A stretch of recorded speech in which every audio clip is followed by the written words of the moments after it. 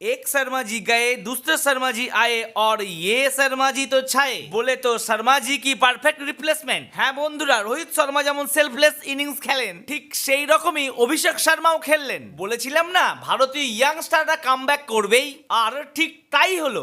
এমনকি জিম্বাবুয়েকে তারা 100 রান হারিয়ে দিল। নমস্কার, আমি প্রীতিশ, আপনাদের স্বাগত জানাই ক্রিকেট স্ট্র্যাটেজিতে। শুভমান গিলের নেতৃত্বে জিম্বাবুয়ে ভারত এখন 5 ম্যাচের টি-20 সিরিজ খেলছে। হার দিয়ে শুরু হলেও ভারত দুর্দান্তভাবে কামব্যাক করলো দ্বিতীয় ম্যাচে। সিরিজ এখন সমতায়।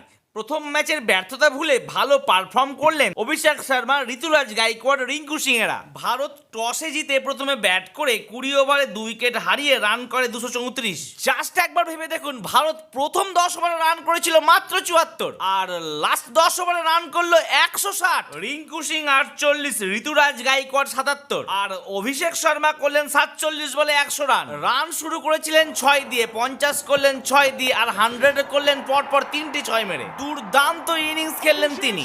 আর ভারতীয় বোলারের তো কোনো জবাব নেই। মুকেশ কুমার আর আবেশ খান তারা 3টি করে উইকেট নেয়, রবি বিষ্ণয় 2টি উইকেট, আর ওয়াশিংটন সুন্দর নাই 1টি উইকেট। আর আমার উইকেটটি যেন না পড়ে যায় তার জন্য ভিডিওটিতে লাইক আর চ্যানেলটিতে সাবস্ক্রাইব করতে মোটেই ভুলবেন না আপনারা। ওপেনারে অভিষেক শর্মা তো ফিক্সড, এখন দেখার বিষয় টি-20তে পার্মানেন্ট ভাবে ঋতুরাজ গাইকোয়াড়, জয়সওয়াল, গিল বা ঈশান কিষান কারা পার্মানেন্ট ভাবে চান্স পাবে। তো বন্ধুরা, এই সম্পর্কে আপনাদের মতামত আমাকে জানাতে মোটেই ভুলবেন না। আশা করছি এই সিরিজটি 4-1 ভারত জিতবে। এটা কি আমার একটু বেশি বাড়াবাড়ি চাওয়া হয়ে গেল বন্ধুরা? ঝটপট কমেন্ট করে জানান আমাকে।